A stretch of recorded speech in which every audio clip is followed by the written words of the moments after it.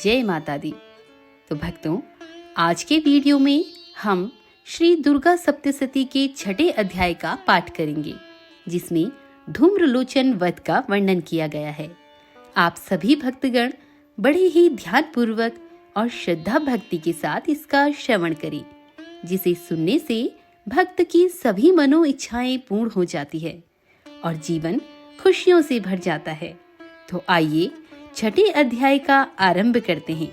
किंतु इस अध्याय का पाठ करते समय हमें इस प्रकार देवी का ध्यान करना चाहिए। मैं सर्वज्ञेश्वर भैरव के अंग में निवास करने वाली परमोत्कृष्ट पद्मावती देवी का चिंतन करता हूँ। वे नागराज के आसन पर बैठी हैं। नागों के फणों में सुशोभित होने वाली मणियों की विशाल मालाएं उनके देहलता उद्दासित हो रही हैं। सूर्य के समान उनका तेज है। 3 नेत्र उनकी शोभा बढ़ा रहे हैं। वे हाथों में माला, कुंभ, कपाल और कमल लिए हुए हैं तथा उनके मस्तक में अर्धचंद्र मुकुट सुशोभित है। ऋषि बोले, देवी जी का इस प्रकार का वचन सुनकर दूत क्रोध से लाल होकर वहां से चला आया। आते ही दैत्यराज को विस्तार के साथ सभी बातें सुना दी। दूत के वचन सुनते ही दैत्यराज क्रोध से भर गया। दैत्यों के सेनापति धूम्रलोचन से बोला, हे धूम्रलोचन, तुम देर मत करो। अपनी सेना के साथ वहां जाकर उस दुष्टा को केशों से पकड़कर बलपूर्वक घसीटते हुए यहाँ जल्दी ले आओ। रक्षार्थ यदि कोई दूसरा वहां उपस्थित हो, चाहे वह देवता, यक्ष, गंधर्व कोई भी हो, उसे मार डालो। ऋषि बोले, आज्ञा पाते ही वह धूम्रलोचन असुर 60,000 असुरों की सेना लेकर शीघ्र चल पड़ा।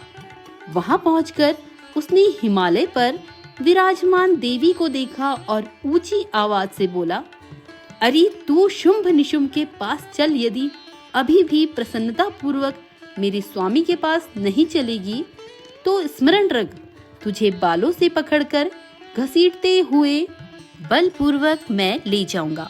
देवी बोली, इसमें संशय नहीं कि तुम्हें दैत्येश्वर ने भेजा है। तुम स्वयं भी बलवान हो, बड़ी भारी सेना भी साथ ले आए हो। इस प्रकार की दशा में मुझे बलपूर्वक ले चलोगे तो फिर मैं तुम्हारा क्या कर सकती हूँ।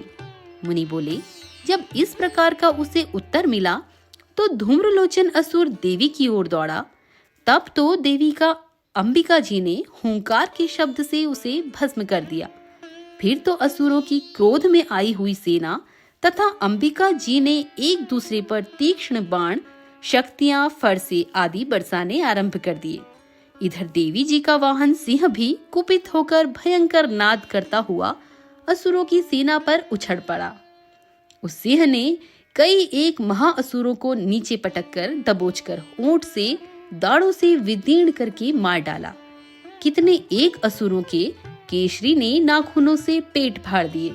कितने एक असुरों को तल प्रहार करके उसने सिर धड़ से अलग कर दिए।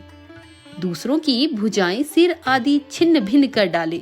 अत्यंत कुपित हुए देवी जी के वाहन सिंह ने क्षण भर में ही असुरों की बड़ी सेना साई कर दी। देवी जी ने उस असुर धूम्रलोचन को मार डाला। देवी जी के वाहन ने भी सारी सेना का क्षय कर दिया। शुंभ ने जब यह सुना तब तो उसके क्रोध का पारा चढ़ गया। उसके होंठ कांपने लगे। झट शुंभ ने चंड मुंड दोनों असुरों को आज्ञा दी, हे चंड तथा मुंड, दोनों बड़ी भारी सेना लेकर वहां पहुंचो। उसे जल्दी से यहाँ लाओ। उसे बालों से खींचकर अथवा बांध कर ले आओ। यदि इस प्रकार लाने में तुम लोगों को संशय हो तो युद्ध करो। सभी प्रकार के अस्त्र शस्त्र से सारे असुर मिलकर उसे मार डालो। उस दुष्टा के मर जाने पर एवं सिंह के भी मारे जाने पर जिस दशा में भी अंबिका पड़ी हो, उसे बांधकर अपने साथ लेकर शीघ्र लौट आओ। तो भक्तों, यहाँ पर संपन्न हुआ श्री दुर्गा सप्तशती का 6वां अध्याय। इसके आगे की कथा का बड़ा ही सुंदर वर्णन दुर्गा सप्तशती के 7वें अध्याय में किया गया है, जिसका पाठ हम अपनी आने वाली वीडियो में करेंगे। आशा है आप उसे भी अवश्य सुनिएगा। तो मिलते हैं अपनी नई वीडियो में, तब तक के लिए नमस्कार। जय माता दी।